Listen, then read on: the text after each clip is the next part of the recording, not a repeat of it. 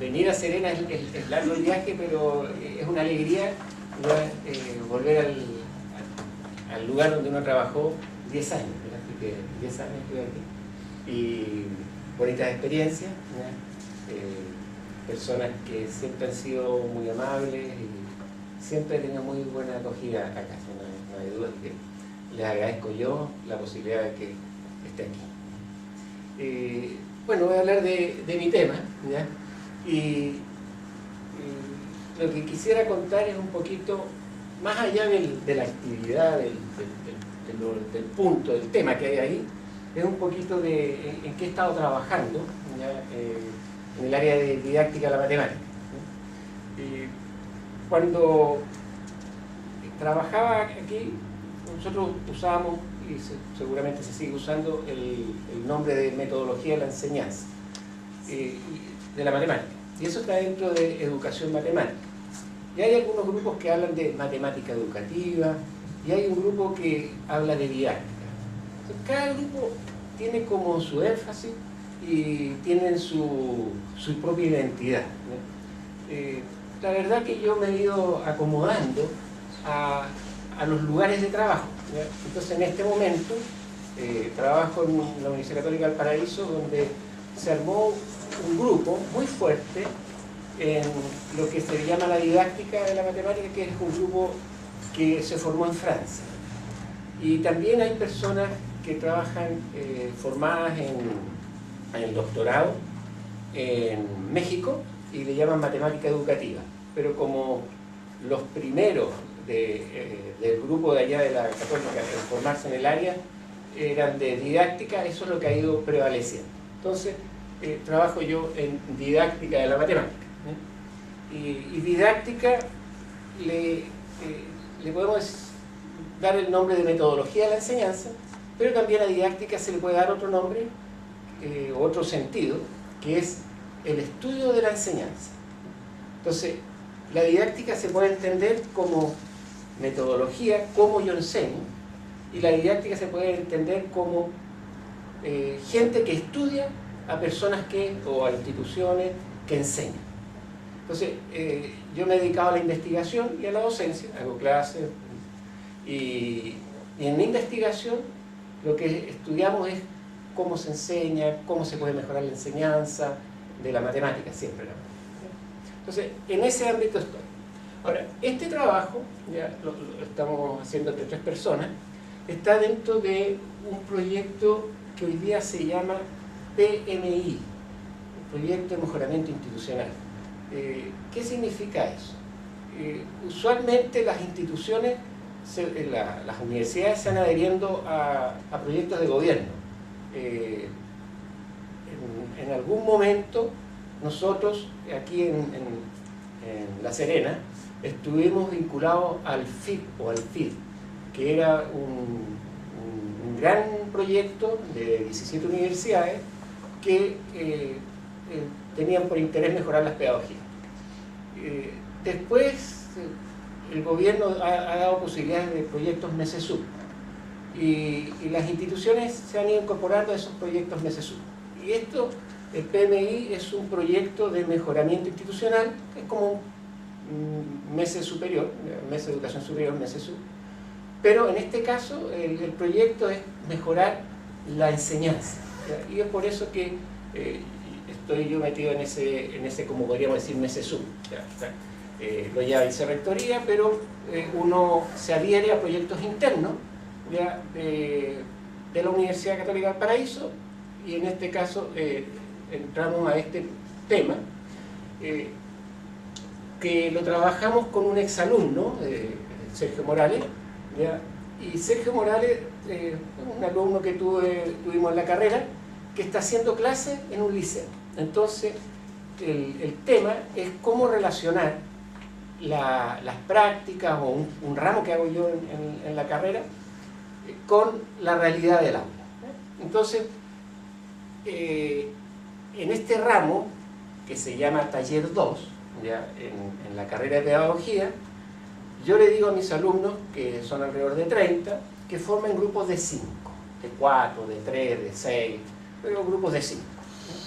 Y esos grupos de 5 tienen que ir a un establecimiento escolar, ¿ya? Algo así como una práctica, pero lo hago dentro de mi ramo, ¿ya? A mi pinta, digamos, yo lo organizo, ¿ya? Y esos alumnos van a un establecimiento escolar y ahí incursionan, ven los cuadernos de los niños, qué están aprendiendo, cómo se organiza el colegio, ¿ya? Especialmente se preocupan de ver la parte matemática de un curso en el cual ellos van a intervenir en una semana. Entonces van a hacer 3, 4 clases, ¿ya? Ese grupo de 5. Y la modalidad es que uno de los 5 hace una clase y los demás ayudan a planificar la clase, ya en equipo, ¿ya? Y en la medida que pueden la van a observar. Entonces la comentan después entre ellos.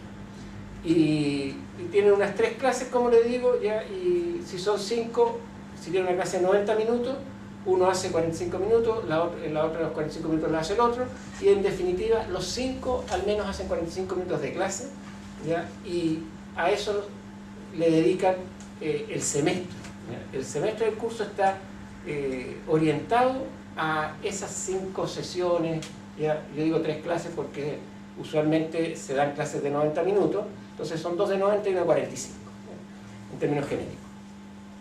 Y en este caso, lo que hicimos con Sergio, que Sergio no es un alumno del taller 2, sino que Sergio es un exalumno, ¿ya? Sergio era el profesor del liceo y nos pusimos de acuerdo con él para estudiar en profundidad si esta forma de trabajo en el curso taller 2 tenía un efecto en el aprendizaje de los estudiantes de pedagogía. Si podíamos medir algo, si podíamos evidenciar algún tipo de aprendizaje. Y es por eso que nos concentramos en tomar video a las clases que ellos hacían y en hacer entrevistas previas de qué querían enseñar, ver la planificación de la clase, y después de ver la clase, una entrevista posterior, ¿ya?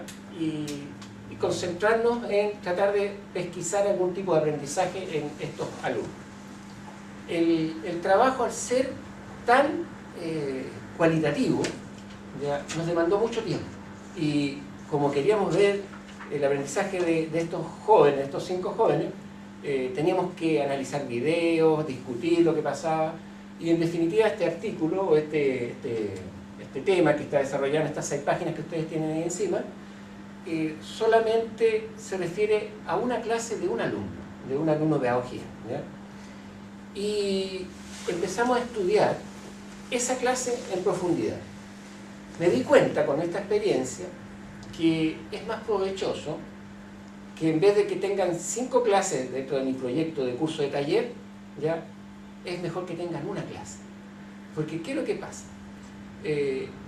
Los chicos, cuando tienen la primera clase, a la siguiente se ponen a preparar la que viene, y la que pasó, ya pasó la historia. Entonces no hay reflexión sobre la práctica, sino que hay una reflexión anterior a la práctica, que es cómo voy a hacer la clase.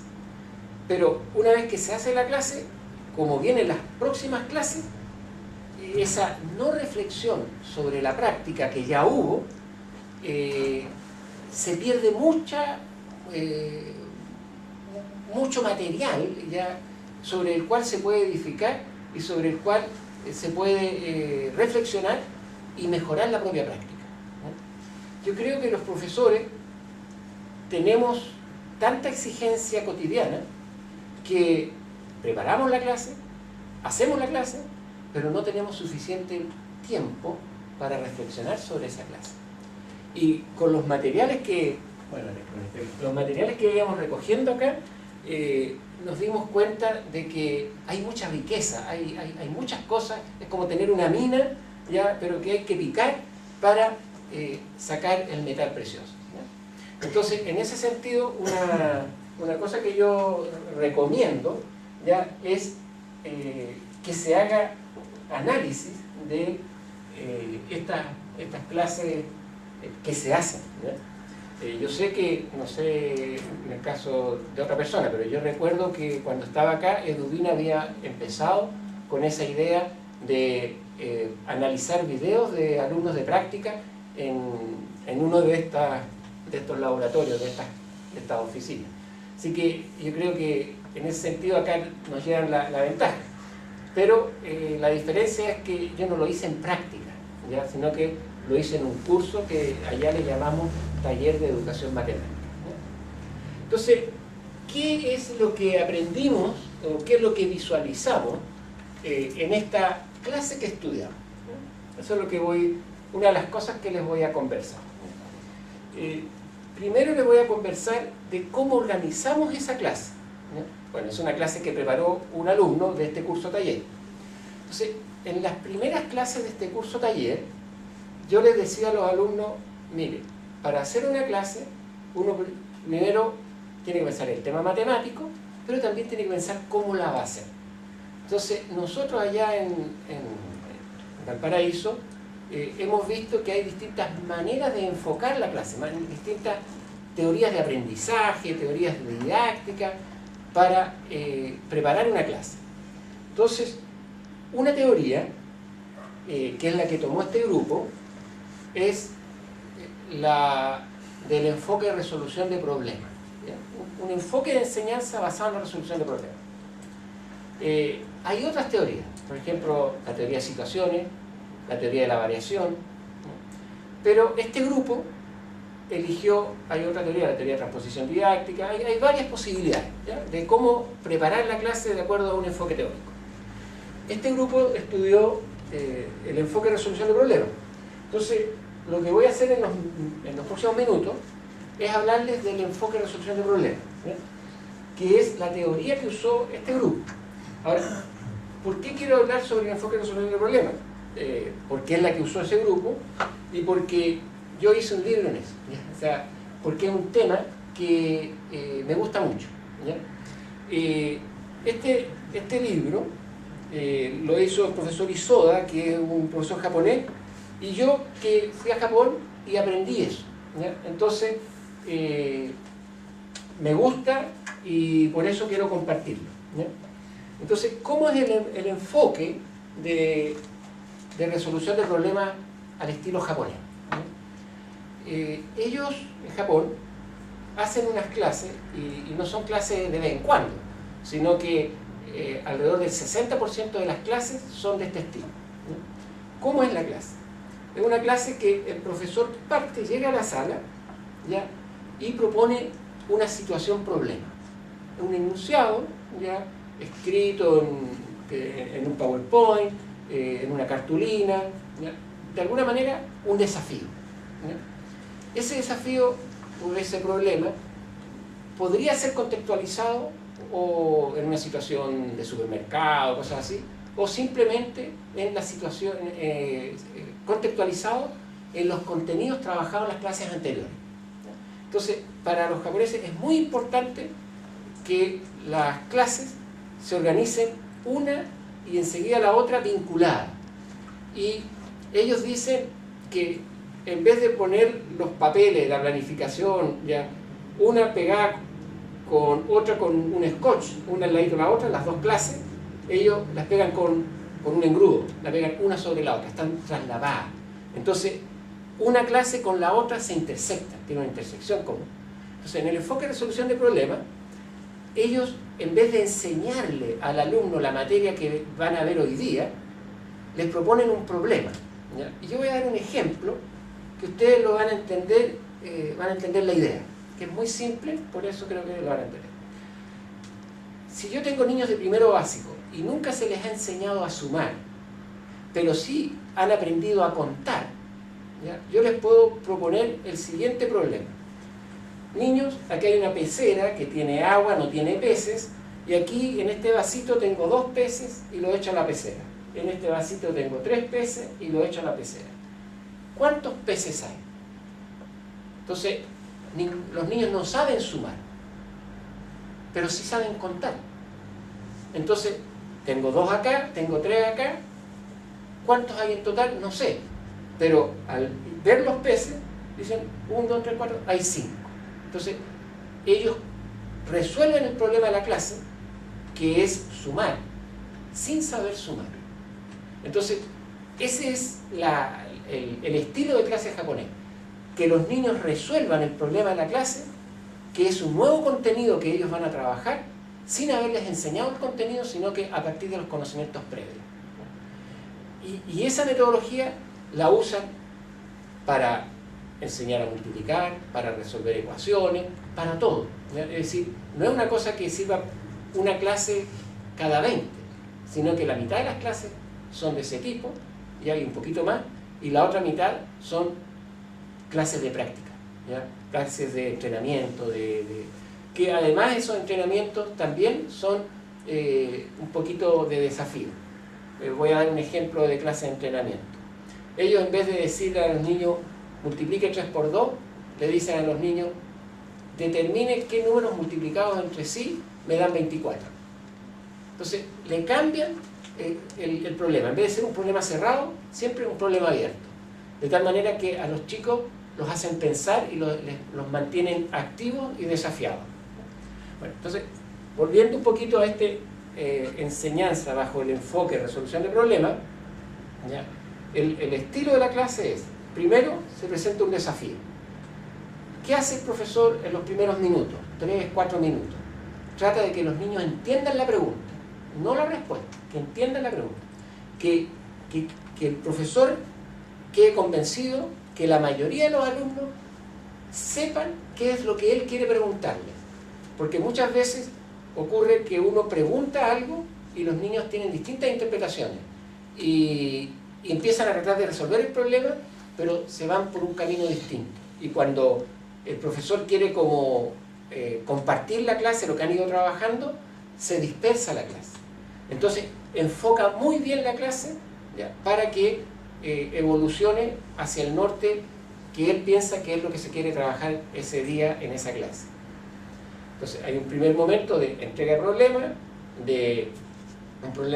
un momento de aclaración del problema, y luego deja 10 minutos para que los niños trabajen pensando en el problema, que lo piensen, que lo puedan resolver, porque no tienen las herramientas, no tienen el algoritmo, ¿ya? Entonces tienen que buscar estrategias para poder resolverlo. Antes con el ejemplo yo les decía, tenemos una pecera y ustedes dicen, es muy fome el conteo, es evidente, pero para un niño de primero básico no es evidente, ¿no? Para un niño, por ejemplo, de cuarto básico, hemos hecho el experimento, digamos, digo yo experimento, pero los profesores lo hacen en clase con sus alumnos reales, como dice ahí, y funciona. Por ejemplo, no se le ha enseñado a sumar fracciones y se le dice, mire, aquí tenemos un vaso, ¿ya?, que tiene un tercio con agua. Aquí tiene otro vaso que tiene la mitad, un medio de agua. Los dos vasos son iguales. Echamos todo en este vaso, ¿ya? ¿Cuánta agua hay? Sin enseñar a sumar fracciones. Ahora, las clases previas se ha trabajado qué es una fracción. Se ha trabajado qué es una fracción equivalente a otra. Por ejemplo, un medio equivalente a 2/4. Pero sin enseñarle el algoritmo de suma, hemos visto que los niños en 10 minutos, hay 4 o 5 niños que son capaces de resolver eso sin tener el conocimiento. Ahora, hay algunos niños, y que es una cosa que en el análisis didáctico de la clase uno sabe qué va a suceder, que van a decir, sumo los numeradores y sumo los denominadores. Y hay niños que dicen 2/5, un tercio y un medio, 2/5. Y uno ve que eso va a salir, pero uno le dice al niño, oye, pero si tú tienes la mitad del vaso y le agregas un tercio, tiene que ser más de un medio.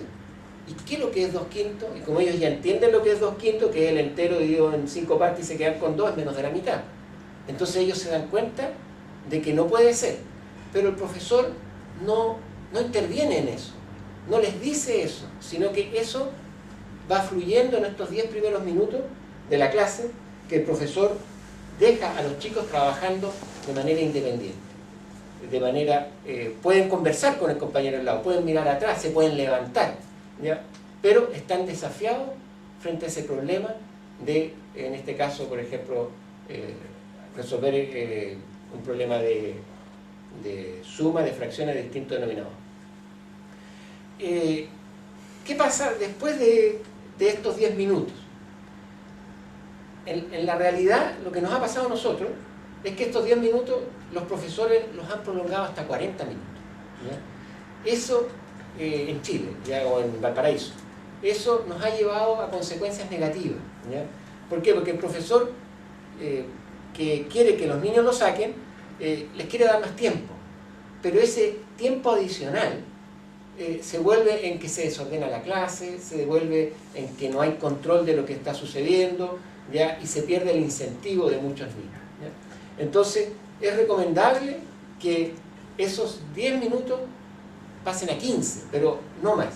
¿Ya? Entonces, el enfoque de resolución de problemas no se tiene que alargar a una clase de 90 minutos.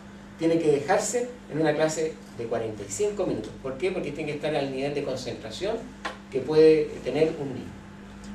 Y así, a los 15 minutos, por ejemplo, 10 minutos, 5 minutos de presentación del problema, 10 minutos de análisis personal o con el compañero. Después viene un tercer momento de la clase, ¿ya? Donde los alumnos comparten sus estrategias. ¿Cómo se hace esa tercera etapa de la clase en el enfoque de resolución de problemas? El profesor, mientras pasan los 10 primeros minutos, va mirando a los alumnos lo que van trabajando, va conversando con ellos, le da no sugerencia de que así se resuelve, sino que si un niño le hace una consulta, sí, puede ser, mira, sí, interesante, por dónde te vas, qué bueno, sigue por ahí, ya, dar ánimo, pero no hacerle el problema. Entonces, el profesor en esos 10 minutos identifica 2, 3, 4, hasta 5 estrategias distintas. Entonces, él toma la decisión en esos 10 minutos acerca de a quién de los chicos le va a pedir que presente al curso lo que hizo. Y además de elegir a qué niños va a poner adelante en la pizarra explicando a sus compañeros lo que hizo, tiene que elegir un orden. ¿Quién sale primero? Entonces, usualmente, la recomendación es que cada chico o cada grupo de alumnos que tuvo una manera de resolver el problema, esas maneras de resolución varían por criterios como, por ejemplo, el nivel de abstracción. ¿Ya? Hay chicos que recorren a figuras, a gráficos, a ayudas, a representaciones semióticas, digamos, a marcas que uno hace. Ya. Esos son lo más explícito. Hay otras personas que ven que lo pueden resolver con un cálculo y no recurren a dibujos, entonces son más abstractos. Entonces, usualmente la preferencia es poner primero lo más explícito, lo que es más visible. Usualmente, lo que es menos simbólico, más visible, tiene estrategias más prolongadas, demora un poquito más. Por ejemplo, si yo le pido a los niños que multipliquen 12 por 7 y nunca le he enseñado a multiplicar números de 2 dígitos por un número de un dígito, los niños pueden decir 12 por 7 es 12 veces 7 y suman 7, 7, 7, 12 veces. Y a veces agrupan, ¿ya? 7, 10 veces, 70, 7, 2 veces, 14, sumo. Y buscan estrategias. Entonces el profesor, la clase anterior vio multiplicación de un dígito por un dígito, esta clase 2 dígitos por un dígito, y la presenta como problema. Entonces los chicos empiezan a buscar estrategias y el profesor ve, esta estrategia tiene esta cualidad, esta estrategia tiene esta otra, y eso lo tiene que pensar durante los 10 minutos, o sea, con que hay una replanificación de la clase en función de lo que va pasando en el aula. El problema de la clase está muy pensado, la situación, los posibles errores de los chicos está pensado, pero lo que sucede en la clase es algo que no se puede saber. Sí se puede predecir cuáles son las posibilidades, lo que posiblemente emerge. Y el profesor entonces elige en esos 10 minutos cuál va a ser la secuencia, y el tercer momento de la clase se trata de presentaciones. Estas presentaciones que hacen los pares tienen la intencionalidad de apoyar a que los niños desarrollen la expresión en matemáticas, o sea, que ellos sepan comunicarse matemáticamente. Entonces, no solamente interesa el resultado, el resultado en realidad no les interesa a los profesores japoneses. Lo que les interesa es esto de que los chicos vayan expresando con su lenguaje lo que ellos entienden, que sean capaces de verbalizar ideas matemáticas, ¿ya?, y comunicar a otras personas. El chico presenta su manera de resolver el problema. Algunos niños van a decir, esa manera que la hizo es muy parecida a la mía, pero difiere en esto. O algunos van a decir, esa manera de resolver el problema no la había pensado, lo había pensado de otra manera. Y se empiezan a dar cuenta desde sus bancos, ¿ya?, que lo que hizo su compañero delante es algo distinto, y que las matemáticas, los números, tienen muchas propiedades. Entonces ellos empiezan a enriquecer la comprensión del objeto matemático, lo que están estudiando. Entonces favorece las explicaciones del compañero, la comprensión que se tiene de la matemática. Y así el profesor le da tiempo a otros chicos, 5 minutos, para que exprese lo que hizo, ¿ya? Y después, que ha habido unos 3 chicos que han expresado lo que hicieron, eso queda en la pizarra. No se va borrando uno y viene el otro, sino que toda la clase queda en la pizarra, desde que se pone el problema hasta que se termina la clase. Todo va quedando ahí. Si no alcanza la pizarra, se usan papelógrafos, pizarras adicionales. ¿Ya? De hecho, en las salas de clases japonesas hay pizarras en los lados, ¿ya? Entonces va quedando la evolución de la clase a la vista de todo el público. En la última fase, el profesor sintetiza, pero esta síntesis tampoco es de él, sino que le pide a los chicos que generen una discusión. Es decir, que comenten las distintas estrategias presentadas. Y las estrategias presentadas pueden diferir, como decía yo, en los sistemas de representación, en el nivel de abstracción, en la cantidad de cálculos que hay que hacer, y esos elementos los chicos los van destacando y van viendo, este se basa en esta propiedad, este se basa en esta otra propiedad, y van viendo, recuperando conocimientos anteriormente estudiados. Y eso hace que el aprendizaje sea un aprendizaje muy vinculado a otros saberes anteriormente adquiridos y no se transforme en saberes estancos muy separados. Entonces eso contribuye a la comprensión. Y la ejercitación no se ve mucho en clase. A veces el profesor deja un ejercicio muy parecido al que dio inicialmente, y si alcanza el tiempo cierra la clase con un ejercicio. Les da 2 ejercicios a los chicos para que hagan en su casa, y después ellos son responsables, ¿ya?, de ejercitar más para que las ideas principales les vayan quedando. O más que las ideas principales, ellos vayan consolidando una técnica para resolver una tipología de problemas. Bueno, entonces hice este paréntesis con respecto a el método, ¿ya?, el enfoque que usaron este grupo de alumnos, o que usó esta alumna que observamos la clase de ella. La planificación de la clase se hace con una matriz de planificación que usualmente tiene entre 3 y 5 columnas, ¿no?, en el estilo este que usan los japoneses. La primera columna tiene mucho que ver con lo que hace el alumno en la sala de clase. ¿Qué hace el alumno? ¿Ya? Aquí está el problema, ¿ya?, y aquí están las actividades a las cuales se someten a los alumnos. En la segunda columna, en este caso que está en 3 columnas, que es la más simple, está lo que el profesor va haciendo, ¿ya? ¿Qué hace el profesor? Y en la tercera columna ponen, en este caso usualmente es la última, a veces la cuarta, la quinta, la que termine la matriz, ponen la evaluación de la marcha de la clase. Esto es bien interesante. A mí nunca se me había ocurrido, ¿ya?, de que lo que hay que evaluar como profesor no es el aprendizaje de cuánto aprendió el alumno por mi clase. Lo que el profesor tiene que ir evaluando es cómo va mi clase. ¿Está avanzando o no? está fome, están entendiéndola, están involucrados los alumnos. Ese tipo de reflexiones son las que se hace el alumno en este estilo de clase, y tiene unos indicadores que él en cada momento de la clase, ya, porque hay momentos de la clase, como habíamos visto, presentación del problema, ejecución, ya. Entonces cuando el profesor se está paseando por los bancos, él dice, ¿están encontrando solución?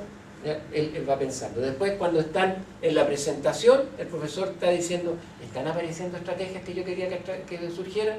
Entonces, esta columna es una evaluación, pero no del alumno, ¿ya? Sino que, como acabo de decirlo, de la marcha de la clase, ¿no? Entonces él identifica ahí aquellos elementos que le van a poder decir, la clase funcionó, la clase no funcionó.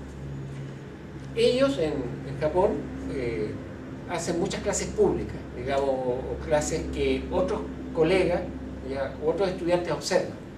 Y el plan de clase es la herramienta que se utiliza para juzgar la calidad de la clase. Es decir, uno no puede, dentro de sus conceptos, no puede decir la clase te salió bien, te salió mal, sino es a través del cumplimiento del plan. Si uno se sale del plan, ya, y uno dice, bueno, es que las clases son artísticas, y uno, entonces, eso dice, no, porque la idea era este aprendizaje y no te resultó, ¿ya? Entonces tu clase no llegó a lo que tú querías. Ahora, uno le dirá, sí, pero es que salió otro problema y que los niños no sabían eso. Bueno, un problema suyo, porque usted debe saber cuáles son los conocimientos que ya adquirieron. Y si no los adquirieron, es porque usted no lo logró en las clases anteriores. O sea, se atribuyen mucho la responsabilidad, como que ellos son responsables de que las cosas funcionen como deben funcionar. Hace poco, una cosa que no tiene nada que ver, pero me vino a la mente, en un país, que ya ni me acuerdo qué país fue, que se hundió un barco y el capitán del barco se suicidó. No sé si supieron esa noticia. ¿Ya? De uno que se arrancó. No, ese no era oriental, ¿ya? Ese fue uno que se arrancó. Sí. No, yo te hago el otro, en modo de broma, sí, justamente claro, lo que tú vas a decir tiene que ver con esto. Claro, pero no fue el capitán del barco, fue el subdirector de la escuela que iba con un curso, así fue, y él era el responsable del curso. ¿Ya? Esa fue la noticia. Se me juntaron dos noticias. Efectivamente. Uno arrancó y le están haciendo un juicio, ya, de una naviera grande.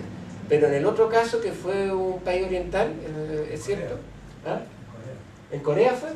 Ya. Ahí sucedió. O sea, el subdirector que era un profesor que iba a cargo del curso, se murió los niños. Él no tenía ninguna culpa, pero se suicidó por la responsabilidad. Honor. La responsabilidad del honor. Bueno, son cosas distintas, o sea, son maneras de ver la vida un poco distintas. Pero bueno, eso muestra un poquito de que ellos se preocupan de hacer las cosas bien. ¿Ya? Y ese modelo lo usó este grupo de alumnos, ¿ya? Y por eso lo quiero compartir. ¿Ya? Ahora, ¿cómo fue el análisis que hicimos de esta clase?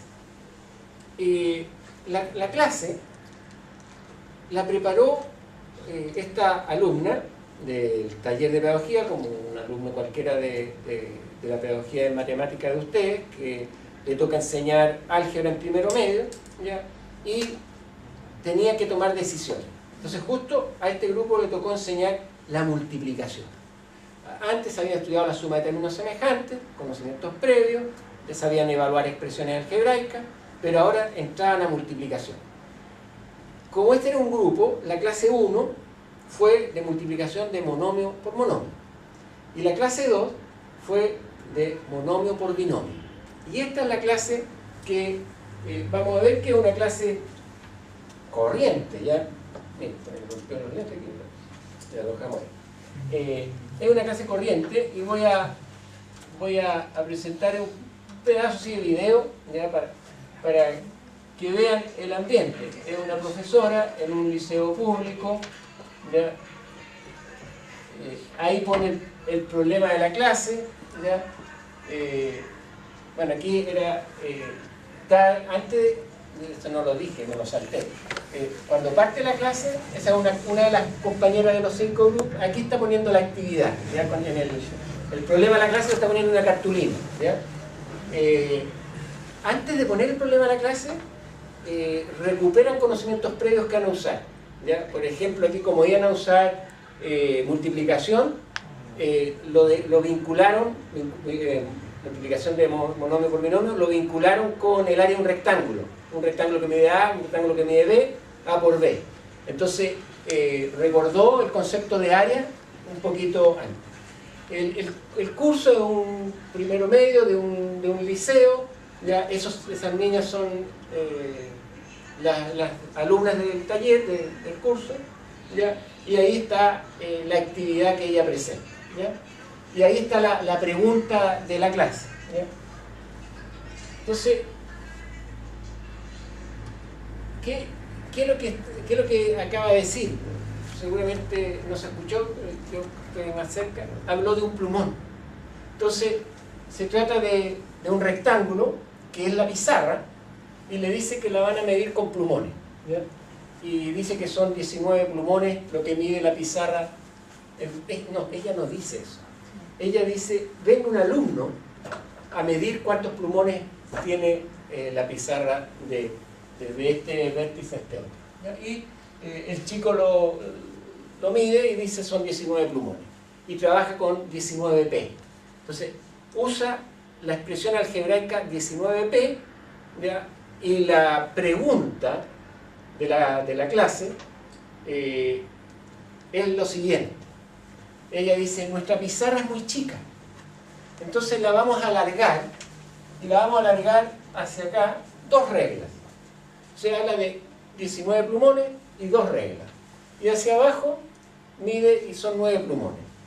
Entonces, la pregunta que ella plantea es, ¿cuál es el área de la pizarra? Y lo único que saben ellos hacer es multiplicar monomio por monomio. Y quiere que hoy día aprendan a multiplicar monomio por binomio.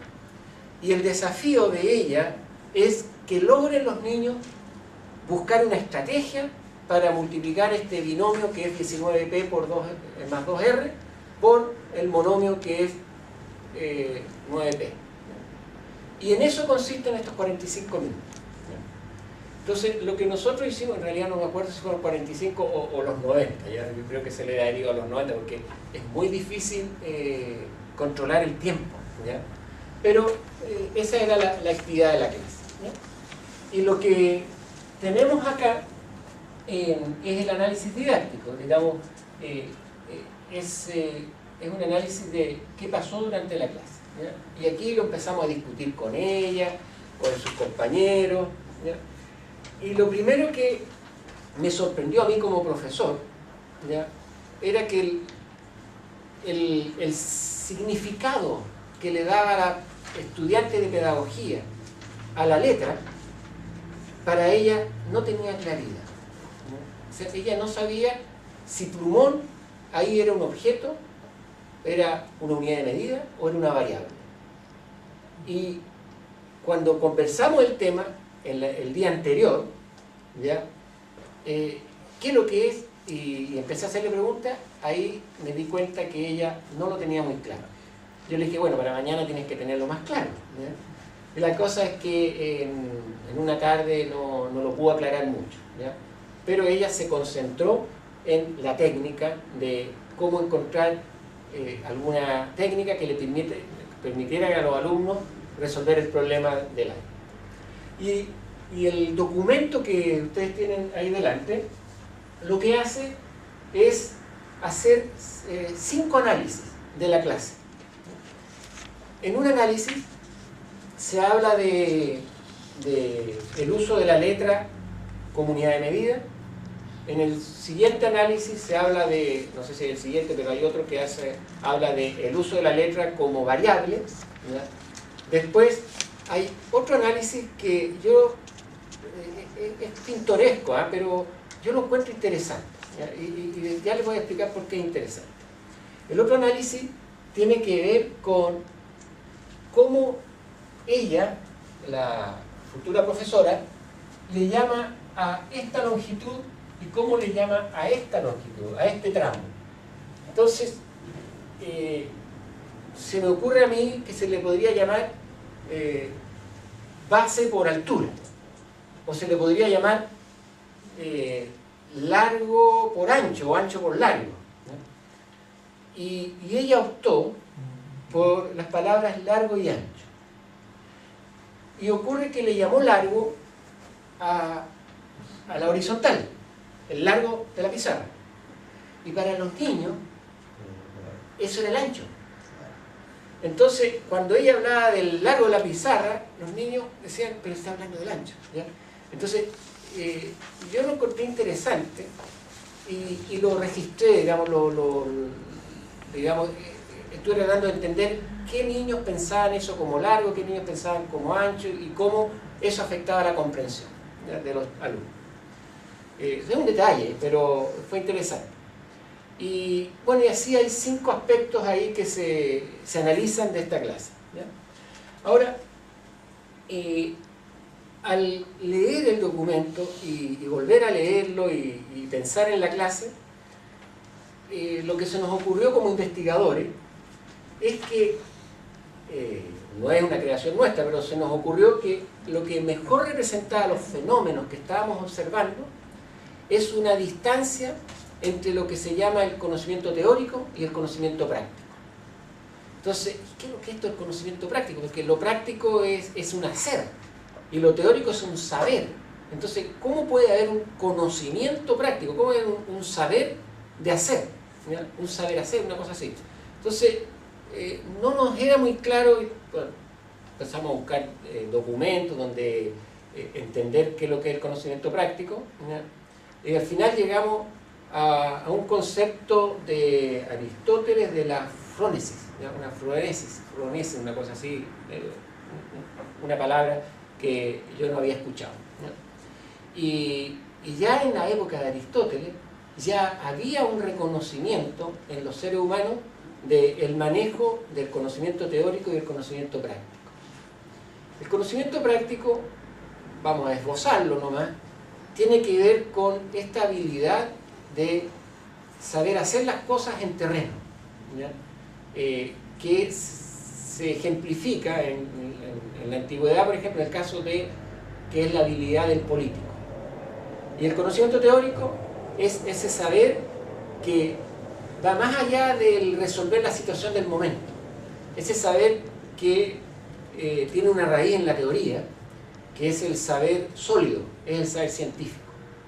Entonces, los profesores los formamos en las universidades fortaleciendo mucho el conocimiento científico, que los polinomios, los monomios, los trinomios son polinomios, que los polinomios tienen una estructura de anillos, que los anillos tienen propiedades distributivas, y como estamos en un polinomio, un anillo polinomio, entonces para multiplicar un monomio por un binomio podemos usar la propiedad distributiva.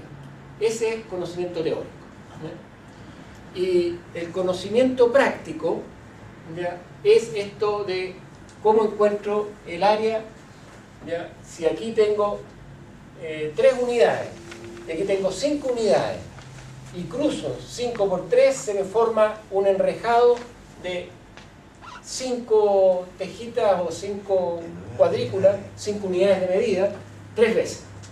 Entonces, por el conteo, el conocimiento práctico dice, bueno, ahí hay 15 unidades cuadradas, ¿ya? Ahora, si tenemos unidades distintas, por ejemplo, reglas y plumones, nos quedan como unas tejitas, digamos, el largo del plumón y la regla, que era la extensión de la pizarra, y el largo del plumón, y nos queda, en vez de un cuadrado, una teja, un rectángulo, que vendría a ser la unidad de medida. O sea, hay una mezcla de unidades de medida, ¿ya?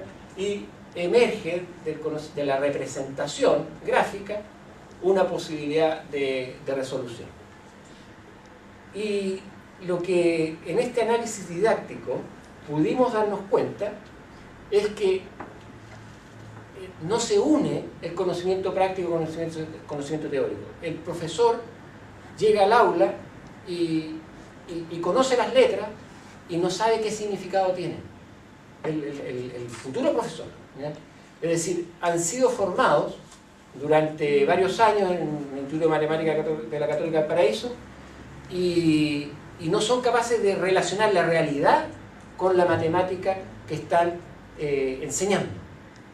Y eso hace que no tengan respuesta a muchas situaciones que le emergen en la clase y les genera dificultad a ellos para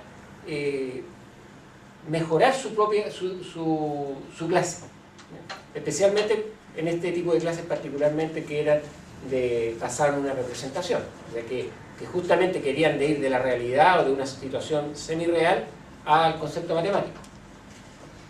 Y esa fue la conclusión de este análisis didáctico. O sea, en síntesis, de que el no tener un desarrollo en el trabajo de conocimiento teórico y conocimiento práctico producía muchas incoherencias durante la clase. Y el análisis lo hicimos desde una perspectiva que era elementos que iban surgiendo a partir de los datos, que eran de elementos que le llamamos didácticos, que tienen que ver con el saber matemático, pero también enunciamos conocimientos pedagógicos, que son independientes del conocimiento matemático, pero sí tienen que ver con la gestión de la clase. Y esos problemas, dificultades que le aparecieron durante la clase, de cómo gestionar la clase, relacionados con la pedagogía, tenían que ver con propuestas de enseñanza constructivistas, que eran las que estaba proponiendo el problema, y la tradición de cómo ella quería hacer la clase, que era más conductista, que era el estilo de clase que ha vivido siempre en su vida. Entonces, hay algo que era lo que ella sabe hacer en la práctica, que era el enfoque conductista que le aparecía, frente a una planificación que tenía un modelo de enseñanza constructivista. Entonces había un hacer que ella le afloraba que contradecía la propuesta de enseñanza del plan de clase, que tenía otro enfoque. Entonces, nuevamente, desde esa perspectiva, hicimos análisis de cómo el no poder articular esas dos miradas llevaban a que la clase fuera problemática y que muchos alumnos no lograran aprender lo que ella quería que aprendieran en esa clase. Bueno, eso es lo que yo quería decir, hablé harto, ¿ya? Y ahora no sé si tienen algunas consultas, ¿ya? Comentarios, si podemos ahondar en algo que ustedes quieran, si quieren podemos precisar algo, ¿sí?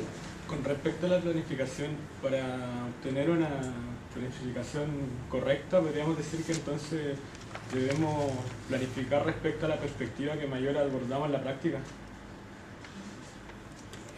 Mira, cuando tú usas la palabra correcta, tú estás en un enfoque que qué es bueno y qué es malo, qué debo hacer yo. Bueno, esto es una mirada mía, pero no solo mía, pero la mirada es así. El mundo lo hacemos los seres humanos, ¿ya? Entonces, no hay algo bueno y malo, sino que nosotros queremos un tipo de mundo hacia futuro. Y debido a eso, nosotros vamos imaginándonos qué es bueno. Si tú, por ejemplo, quieres que tus alumnos aprendan técnicas y sean capaces de resolver un problema que tú les das lo más rápido posible, quizás el modelo de clase más apropiado es un modelo en que tú le dices, mira, dado este problema, tú resuélvelo así. Dado este problema, tú resuélvelo así. Y tú le vas dando órdenes de cómo actuar frente a cada situación. Por ejemplo, prepararlo para la PSU, prepararlo para el SIMS. Si tú quieres desarrollar ese tipo de habilidades, ya a lo mejor te basta enseñar de esa manera. Pero si tú quieres que los ciudadanos del futuro sean personas que tomen decisiones por sí mismos, sean capaces de enfrentarse a problemas y tratar de resolverlos por su cuenta, entonces a lo mejor te conviene que la clase fluya más lento, darles tiempo a ellos para que razonen por sí mismos y sobre esa base tratar de que fluya un conocimiento compartido. Entonces, no hay bueno o malo, sino que, pienso yo, lo que hay son perspectivas. Entonces, tú como docente, tú como parte de una institución escolar, dices, bueno, ¿cuál es nuestro perfil como escuela? ¿Qué queremos de nuestros alumnos? Y es ahí donde uno se adapta de sus creencias, sus convicciones y y las de la comunidad donde tú estás trabajando, porque tú puedes tener una idea y a lo mejor estás en un colegio que te dicen no, yo lo único que quiero es que se saquen un buen CIMSE, ¿ya?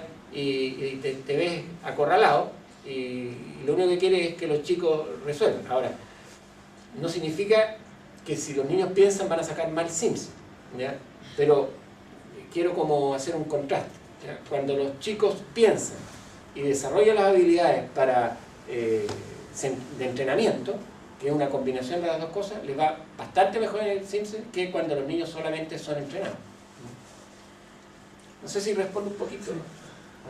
¿Había alguien más que quería preguntar? ¿No? Hernán. Bueno, yo quisiera destacar el hecho de que me ha parecido súper interesante el planteamiento.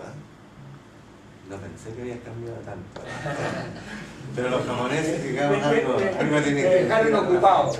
Claro. Algo tienen que decir al respecto. Y una gran tarea, o sea, a mí me pareció, por ejemplo, que la actividad presentada realmente correspondía a una actividad de aprendizaje, dentro de lo que significa una nueva forma de ver lo que se llama hoy día la construcción del conocimiento, la construcción del aprendizaje. La actividad en sí me parecía excelente. En manos de los japoneses deben hacerlo con una maestría extraordinaria. Pero nosotros, tanto los alumnos de pedagogía como los profesores de pedagogía, nos hemos movido en un paradigma totalmente distinto. De manera que ejercer esa maestría requiere un proceso formativo de marca mayor. Me voy a referir a algunos aspectos. Por ejemplo, la conformación de los grupos de trabajo. Para nada en lo que se ve, digamos, en la exposición, ¿cierto? Lo que se grabó ahí, se podía pensar que se podía generar un ambiente para esa formación de grupos de trabajo. Me pareció incluso, por ejemplo, que la invasión que hacen los alumnos de pedagogía desnaturaliza, digamos, la comunidad que en ese momento la conforman, principalmente los alumnos. De manera que ahí hay una tarea importante. Quizás, digamos, si 2 alumnos hubieran estado en esta dinámica de preparar esos grupos de trabajo, como tú lo señalabas, digamos, en el caso de los japoneses, les habría ido mucho mejor. Y habrían ido aprendiendo de las diferentes situaciones que se van presentando. Pero la tarea del profesor no es solo ir a aprender de las situaciones que se van a presentar. Obviamente uno aprende, eso no cabe duda. Pero la verdad es que todo ya es previsible. Para el profesor que tiene maestría, ya es previsible, en muchos sentidos, lo que va a ocurrir en la discusión de los alumnos.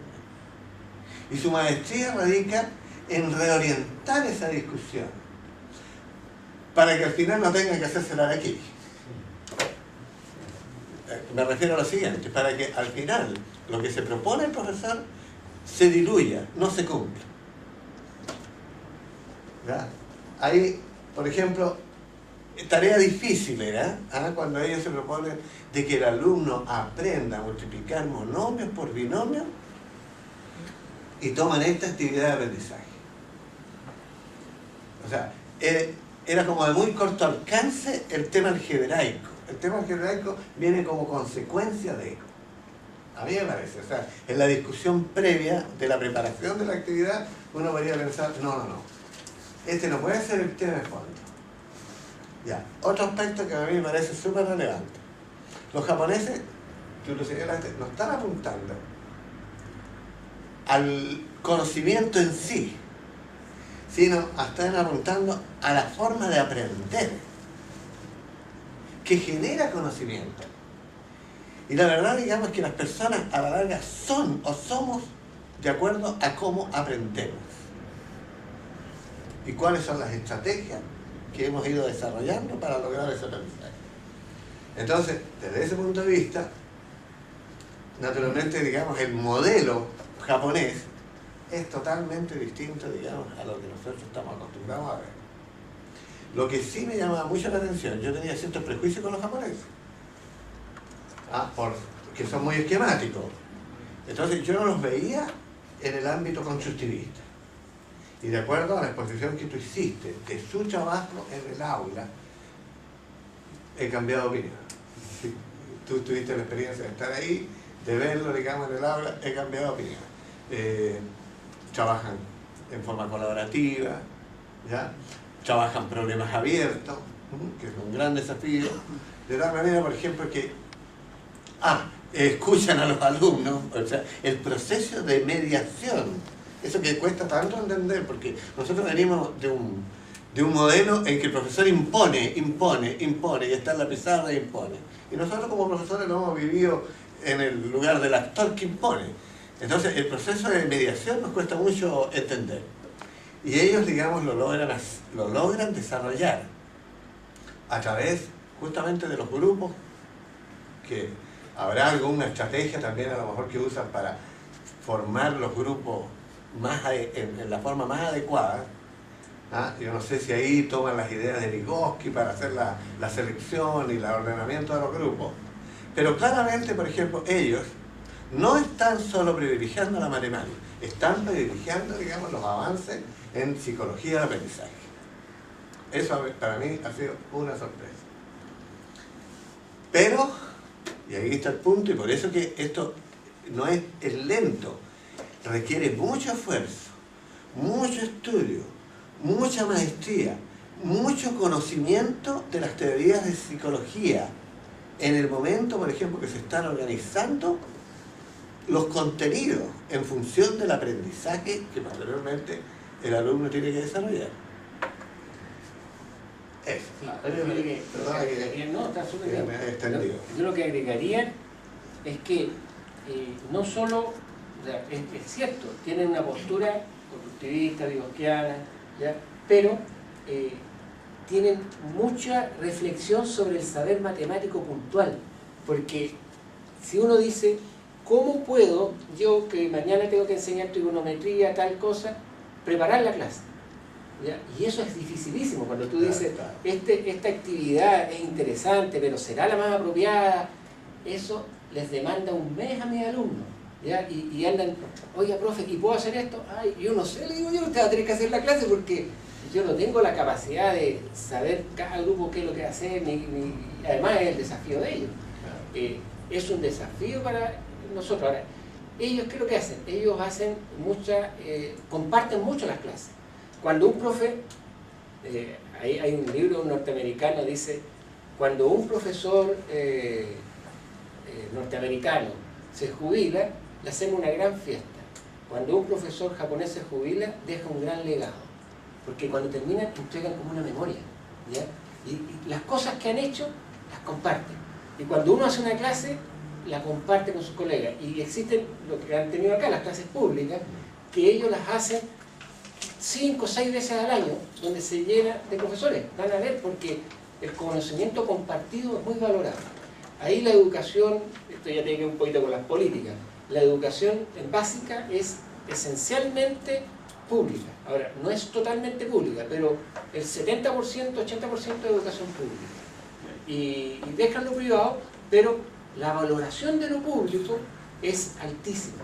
Los espacios públicos, las plazas, las calles, todo es de excelente calidad. Los baños públicos, todo. O sea, tienen una visión de lo público, ¿ya? Del compartir, del ayudarse, muy fuerte. Y yo pienso que la experiencia que ellos tuvieron de Hiroshima debe haber sido muy fuerte y los cohesionó como nación, ¿ya? El hecho de que hayan matado tantos ciudadanos y la necesidad de ayudarse entre ellos, ya yo pienso que se me ocurre, que hizo que este país, que esta nación sea tan solidaria.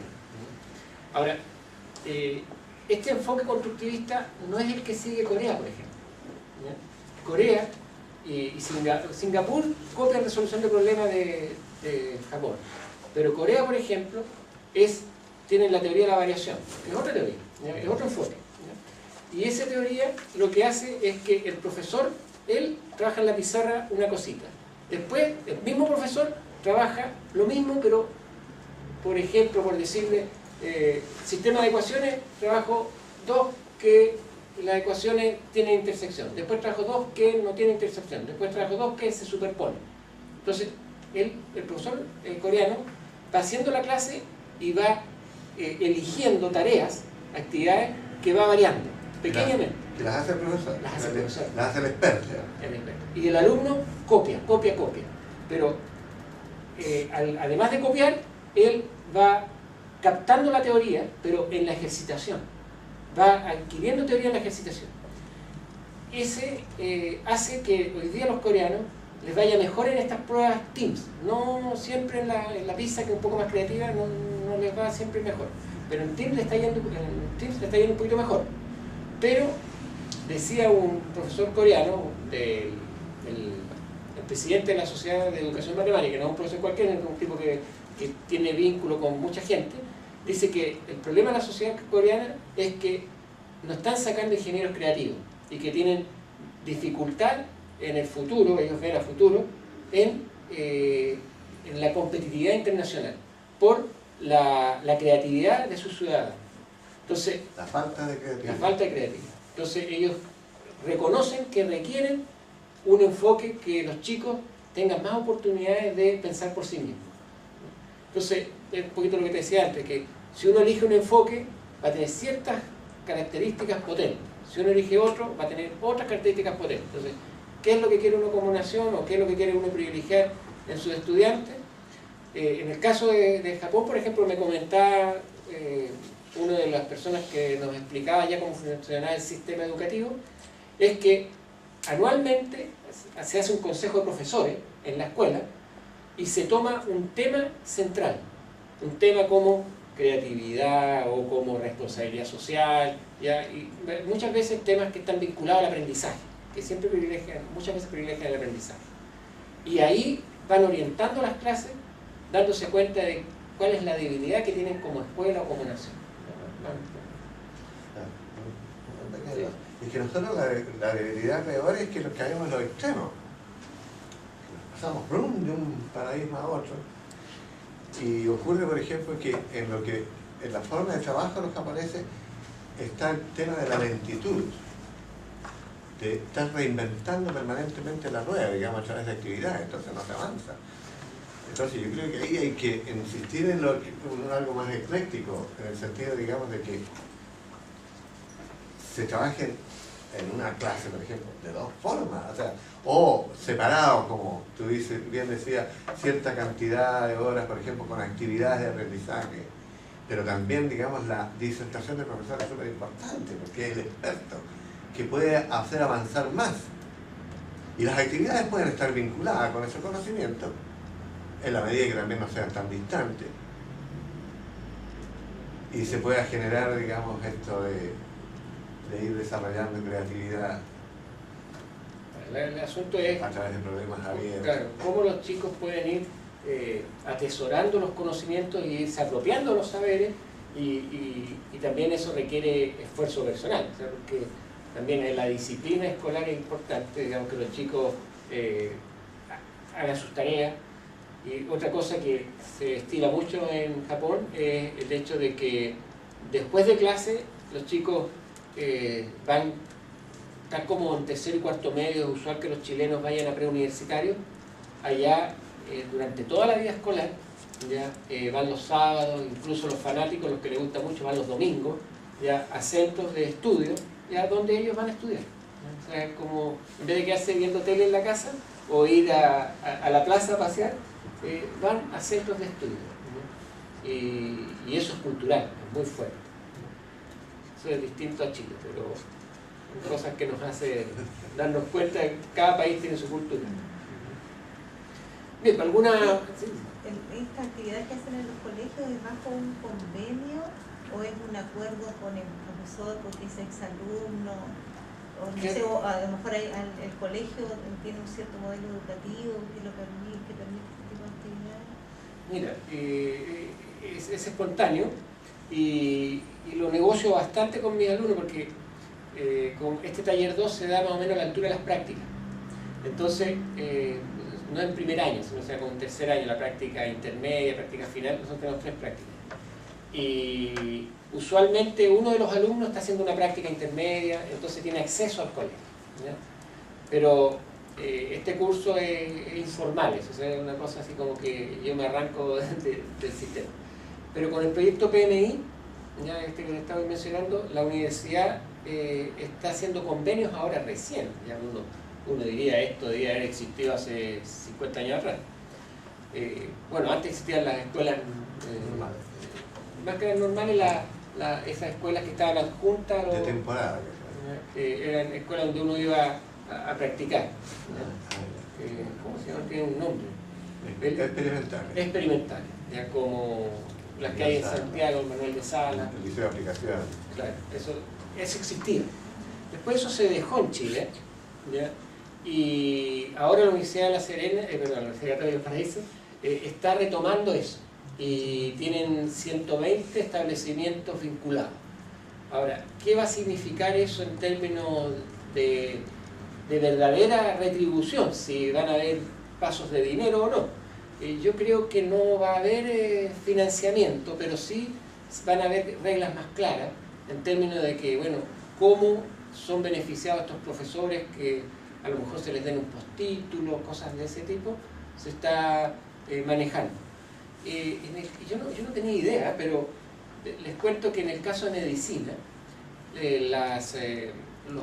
los hospitales reciben dinero y sumas grandes, así como 100.000 pesos mensuales por estudiante internado, ¿ya? Y si la universidad no hace eso, los hospitales, como no son tantos, le dicen no pueden entrar. Yo no sé si en educación se vaya a hacer eso, no creo, porque ¿quién va a tener plata? En medicina hay más dinero, ¿ya? Pero la universidad sí está haciendo ahora convenios, buscando arreglos para formalizar estas cosas. No sé si acá la universidad está haciendo algunos convenios. Hay ahora un convenio con un colegio particular seleccionado de la compañía, un sector bien, los alumnos son un sector vulnerable. Se comenzó este año y hasta ahora se ha hecho un operativo en que fuimos a carrera. Allí, María Alejandra fue con nuestro grupo. Eso es bueno, que hay trabajando con actividades oportunidades. lúdicas.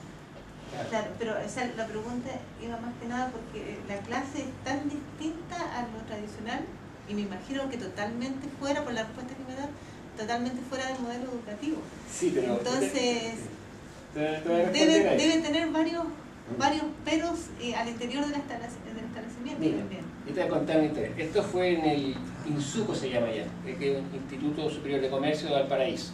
Es una institución que tiene más de 100 años, muy antiguo, muy tradicional, tiene 8 primeros medios, ¿ya? Pero se dio la casualidad de que ese profesor de ahí fue alumno del Instituto de Matemáticas y se involucró en el estudio de clase hace 2 años. Entonces él ha aplicado en sí mismo esta metodología y está contento. Y después de él introdujeron 2 profesores, 2 jóvenes más al departamento de matemáticas. Y ellos consiguieron con el director que les financiara 1 hora semanal durante todo el año al departamento de matemáticas para hacer estudio de clase. Y ellos lo están gestionando ya por su cuenta, ¿ya? Entonces es una alegría ver que sea posible, a nivel experimental por supuesto, pero que sea autónomo en la universidad, ¿ya? Con financiamiento propio y con interés de los mismos profesores. Yo creo que es el primer grupo de estudio de clase en Chile que está financiado por el sistema, ¿ya? Y autónomo. Así que ahí eso no produce, en ese caso no produce distorsión, ¿ya? Los niños ya están adaptados a este tipo de clase, ¿ya? Pero cuando tú la pones externa, choca, como tú lo piensas. Bien, entonces le agradezco que hayan tenido la paciencia.